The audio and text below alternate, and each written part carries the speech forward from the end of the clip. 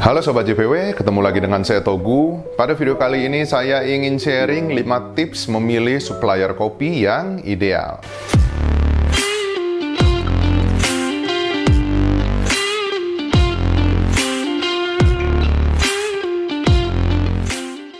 Oke, mungkin di sini di antara Sobat JPW ada yang ingin memulai bisnis kopi tapi belum mempunyai sarana dan prasarana yang memadai. Ya, langkah paling awal itu paling gampang itu adalah menjual kopi ya dari brand yang sudah terkenal atau yang cukup dikenal ya, menjualkan brand orang lain ya dengan cara kita menjadi reseller atau menjadi dropshipper. Tugas kita itu ya hanya memasarkan aja untuk produksi, untuk packing dan lain-lain sudah dihandle sama si reseller tersebut ya, sama si supplier tersebut ya, dari vendornya tersebut ya. Untuk menentukan vendor yang tepat itu nggak gampang ya, jadi kita harus benar-benar tahu apa aja yang harus diperhatikan. Nah, pada video kali ini ada 5 tips ya untuk Sobat JPW yang bisa Sobat JPW praktekkan untuk menemukan vendor atau supplier kopi yang tepat. Tips yang pertama adalah lokasi supplier.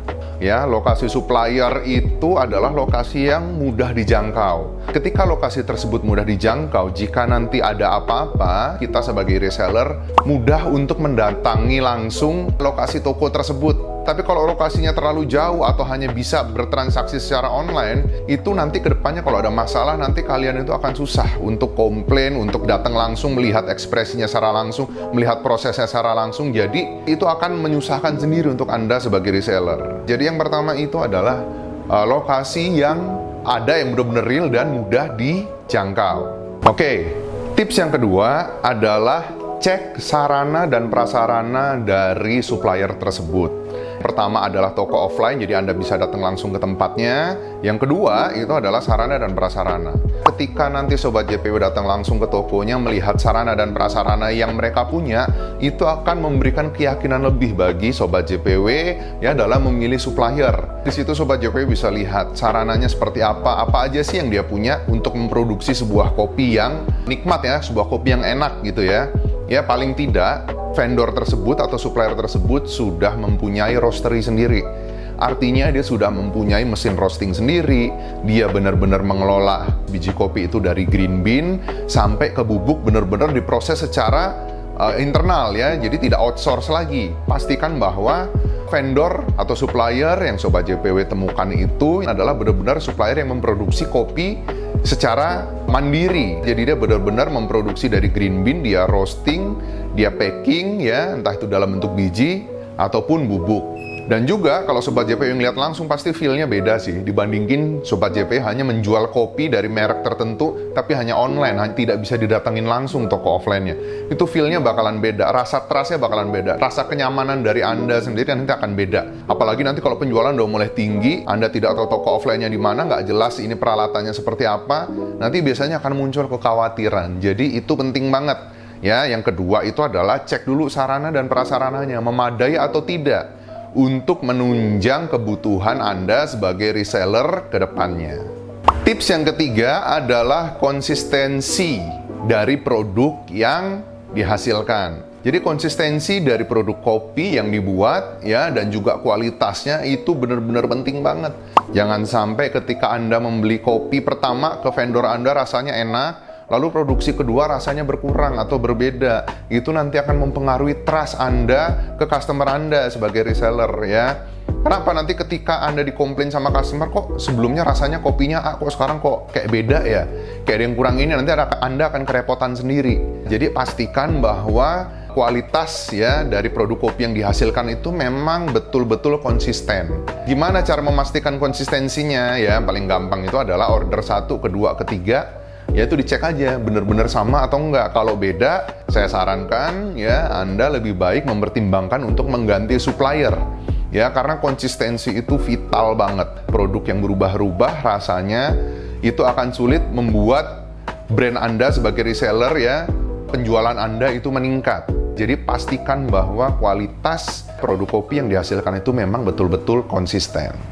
Oke, tips yang keempat adalah Anda harus benar-benar memastikan stok dari produk kopi tersebut.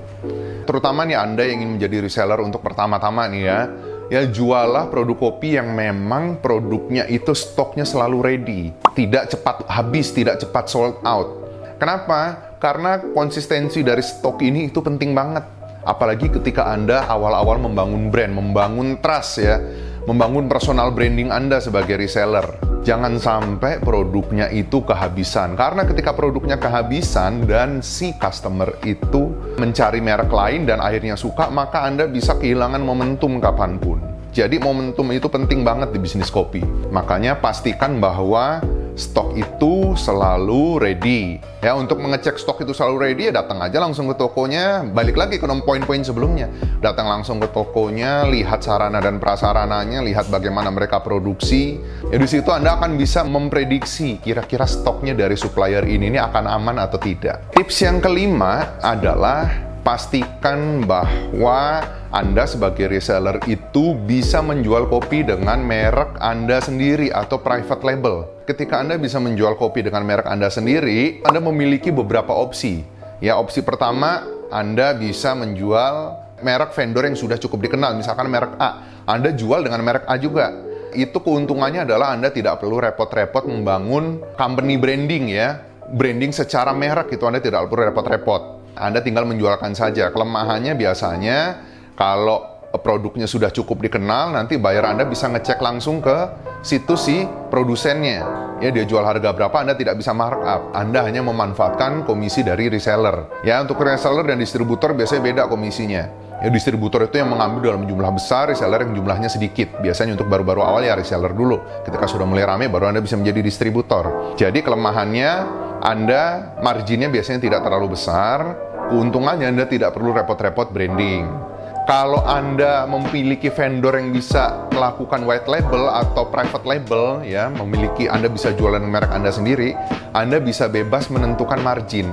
Misalkan si supplier A menjual kopi itu dengan harga gini, kalau rata-rata specialty itu dijual per kilo itu sekitar 200.000. Di situ Anda bisa lihat diskon Anda sebagai reseller itu berapa, sebagai distributor berapa. Ketika Anda bisa private label, range untuk harga specialty itu masih bisa di 200 sampai 300.000. Ketika Anda menjual dengan merek Anda sendiri, Anda bisa menjual di 300, di 270, 250. Tapi kalau Anda menjual pakai merek A, itu ya mentok di 200. Misalkan si A itu menjual dengan harga 200. Kelebihannya adalah kalau Anda bisa menjual dengan merek sendiri, margin yang Anda dapat bisa lebih tinggi. Tapi kelemahannya Anda harus benar-benar membangun brand yang merek Anda itu dari awal.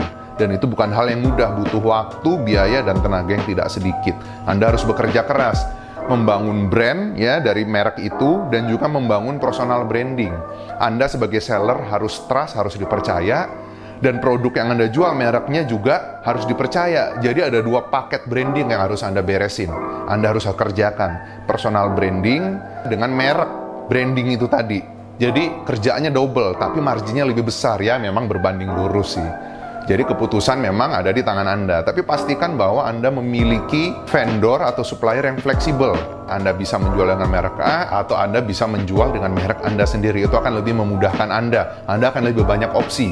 Ketika Anda tahu pasar seperti apa, Anda bisa menentukan opsinya. Mana pilihan yang paling tepat, menjual dengan merek si A atau menjual dengan merek sendiri. Lalu ketika Anda sudah bisa menemukan supplier tadi ya, yang fleksibel tadi, pastikan juga bahwa si merek tersebut, si vendor tersebut, si supplier tersebut bisa memberikan pendampingan terhadap Anda, bisa memberikan instruksi, bisa memberikan tutorial, cara-cara membangun brand yang benar itu seperti apa, cara menjualnya seperti apa, ketika Anda memiliki kendala, supportnya bagus, after sales-nya bagus, customer service-nya fast respon, ya itu penting banget sebagai pertimbangan dalam memilih vendor atau supplier.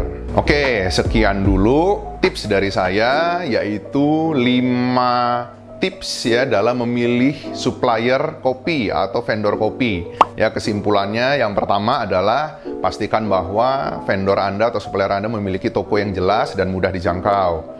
Ya, yang kedua, pastikan bahwa vendor tersebut memiliki sarana dan prasarana yang lengkap. Yang ketiga, pastikan bahwa vendor Anda atau supplier Anda mampu memberikan produk kopi yang konsisten. Dan yang keempat, pastikan bahwa produk kopi dari vendor tersebut selalu ready stock. Dan yang kelima, pastikan bahwa vendor atau supplier Anda itu bisa fleksibel. Ya, artinya bahwa Anda bisa menjual ke kembali kopi dengan merek si vendor tersebut, atau vendor tersebut juga bisa menyediakan jasa private label, artinya Anda bisa menjual dengan merek Anda sendiri. Kurang lebih seperti itu ya sharing kali ini, semoga video ini bermanfaat. Support terus channel YouTube JPW Indonesia dengan memberikan like dan subscribe. Jika Anda ingin berinteraksi langsung dengan saya, Anda bisa follow Instagram saya di togu.jpw ya. Anda bisa meninggalkan pesan melalui DM. Kalau saya ada waktu ya, saya pasti akan balas semua DM yang masuk. Terima kasih.